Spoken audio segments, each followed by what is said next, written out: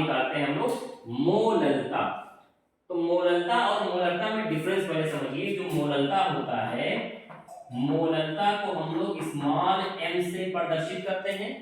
और दूसरी सबसे इंपॉर्टेंट चीज कि मोललता में हम देखते हैं कि विलेय का जो मोल है, विलेय का मोल वो किस में होता है, विलायक के पर केजी में, जो है प्रति केजी, यानी 1 किलोग्राम विलायक में देखते हैं हम लोग।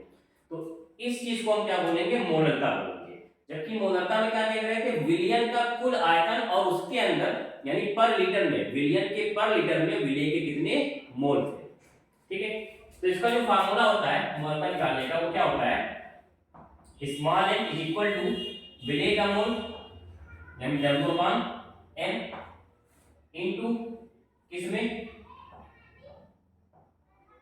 विलायक का द्रव्यमान होगा यहाँ पे। तो विलायक को हम लिखते हैं कैपिटल W, भाई ऊपर में W लिखा हुआ है ऑलरेडी, ये विलेय का द्रव्यमान है और ये विलायक का है, तो इसको मैंने कैपिटल W कर दिया है। इसको कहीं कहीं फार्मूले में WB और WA भी लिखा जाता है। विलायक को B मान लेते हैं, विलेय को जो है विलेय को B मान लेते हैं और विलायक को A मान लेते हैं। तो इस तरह से सिंबल भी लिखा हो सकता है। और ऊपर क्या हो जाएगा, अगर यहाँ पर ग्राम में दिया हुआ है विलायक का जो द्रव्यमान है, अगर वो ग्राम में दिया हुआ है तो ऊपर हम क्या करेंगे, 1000 से मल्टीप्लाई। क्यों करेंगे ऐसा, जब वो पता है 1 किलोग्राम में कितना ग्राम होता है, 1000 ग्राम। तो ये कर सकते हैं। अब जरा देखिए इस क्वेश्चन में क्या दिया हुआ है, 10% H2SO4 है, घनत्व से कोई मतलब नहीं क्योंकि हम मोलरता निकाल रहे हैं, मोलरता नहीं निकाल रहे हैं। तो 10% H2SO4 का मतलब क्या हो गया, 100 में से 10% है, इसका मतलब ये क्या हो गया 10 ग्राम। तो जो स्मॉल w है वो है H2SO4,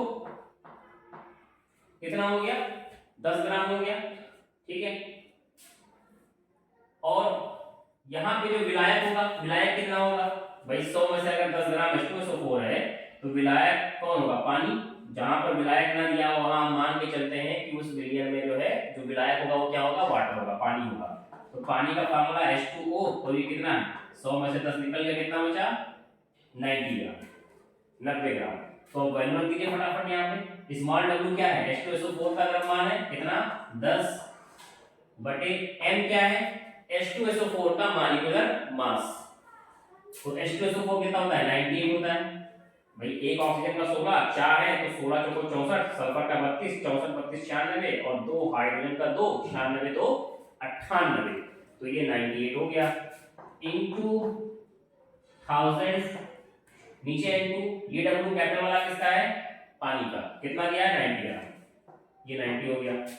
अब 1 0 1 0 ये कैंसिल हो गया, ऊपर हो गया 100 और इनटू 10 यानी 1000 ऊपर हो गया। नीचे कितना हो गया 9 8 72 के 2 8 7 9 9 81 और 7 88। इससे आप करोगे जो इसको डिवाइड, तो पहले तो 1 बार चलेगा और 1000 में से 882 घटेगा, 10 में तो गई 8, 9 में 8 गई 8, 9 में 8 गई 1, 9 में 8 गई 1, यानी 118 बचेगा। 1 बार चला तो 118 बचा, दशमलव लगेगा तो 118। मैं यहाँ पे आपके लिए अच्छे से कर देता हूँ इस तरह से,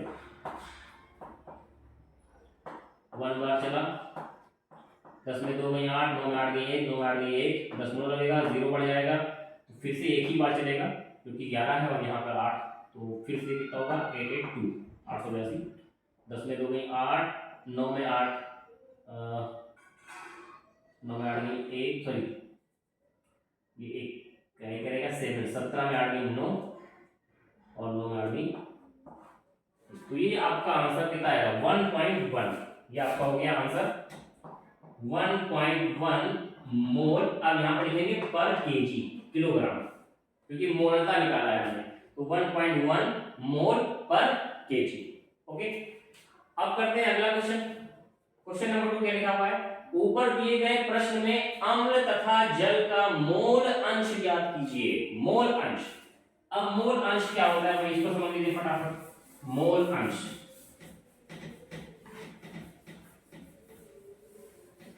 देखिए मोल अंश को हम लोग मोल प्रभाज भी कहते हैं, अंग्रेजी में मोल फ्रैक्शन कहते हैं। मोल अंश को हम क्या कहेंगे, मोल प्रभाज भी कहते हैं और mole fraction.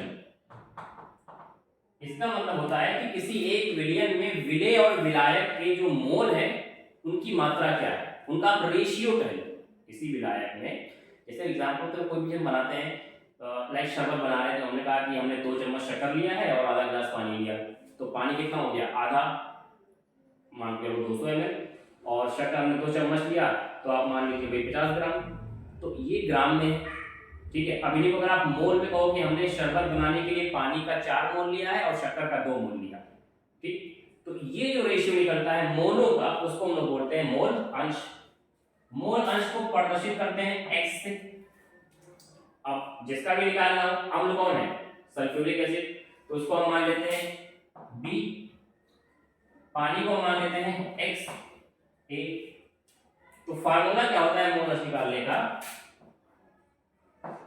XB is equal to जिसका आप निकाल रहे हो उसका मोल अपॉन टोटल मोल, यानी Na plus Nb, total mole, विलेय प्लस विलायक का मोल।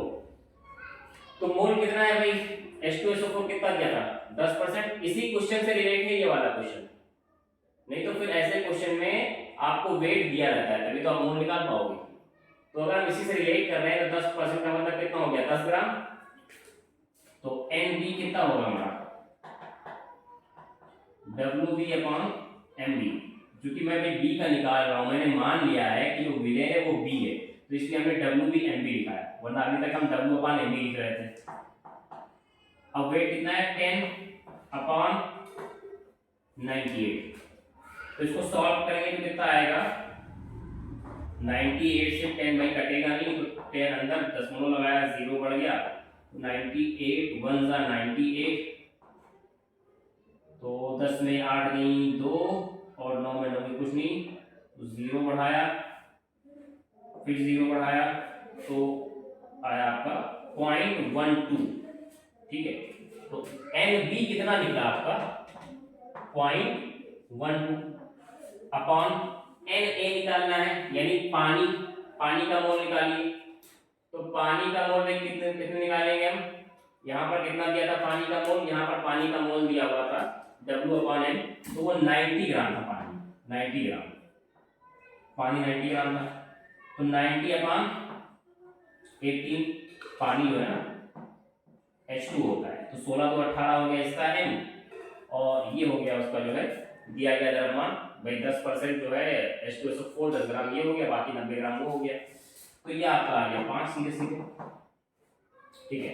तो Nb कितना आ गया 5, तो 5 प्लस 1.2, Na का मतलब पानी का मोल, Nb का मतलब आपका जो है H2SO4 का अम्ल का मोल, तो दोनों को ऐड करोगे, सॉरी ये 0.12 है, 0.12, तो ऊपर हो गया 0.12, नीचे हो गया, दोनों को ऐड करने पे 5.12। अब इसको अगर आप सॉल्व करोगे तो ये कितना आ जाएगा, दशमलव हटा दो भाई, यहाँ पे दशमलव हटा दो, तो इसका तरीका ये होता है दशमलव हटेगा तो उसके आगे जितने नंबर हैं उतने जीरो नीचे बढ़ जाते हैं, तो 1/1, यहाँ की भी आगे 2 जीरो और यहाँ के आगे भी 2 जीरो, तो ये तो वैसे ही कट गया। अब इसको सॉल्व करें, 512 से 12 को करेंगे डिवाइड, तो दशमलव लगेगा, जीरो बढ़ेगा, अभी भी छोटा है तो एक जीरो और बढ़ा लें, तो यहाँ एक जीरो बढ़ गया, हो गया 1200। तो अभी ये चलेगा 2 बार, तो 2 दूनी 4, 2 एकम 2, 2 पंचे 10, 10 में 4 में 6, 9 में 2 वही 7, 1 में 0 वही 1, 176 जीरो लगेगा। तो हमें और ज्यादा आगे बढ़ाने की जरूरत ही नहीं, हम इतना मान लेते हैं 0.02 मोल, सॉरी 0.02, ये आया है मोल अंश इसका XB का, XB का कितना आ गया मोल अंश 0.02। तो मोल अंश जो होता है वो पूरा टोटल जो होता है मोल अंश वो होता है 1 मानते हैं, पूरे विलयन का जो मोल अंश होता है कितना मानते हैं हम 1। तो अगर टोटल 1 मानते हैं और उसमें हमने 1 निकाल लिया है किसका, विलेय का निकाल लिया, तो आप 1 से विलेय का माइनस कर दोगे तो आपको विलायक मिल जाएगा। भाई कोई चीज टोटल कितनी है 1 है, तो उस 1 में हम जानते हैं कि 2 चीजें मिली हुई है, विलेय भी मिला हुआ है और विलायक भी मिला हुआ है, तो हम अगर एक चीज निकाल लें तो दूसरी चीज उसमें से माइनस करके निकाल सकते हैं। तो ये जो है पहले यानी अम्ल का निकला है मोल अंश, और जल का निकालने के लिए क्या करें 1 माइनस 0.02, तो ये आएगा 0.98 यानी 98.98, ठीक है। तो ये आपका निकल आया, जल का निकल आया 0.98 और अम्ल का कितना निकला 0.02। इस तरह से आप निकालोगे मोल अंश, ठीक।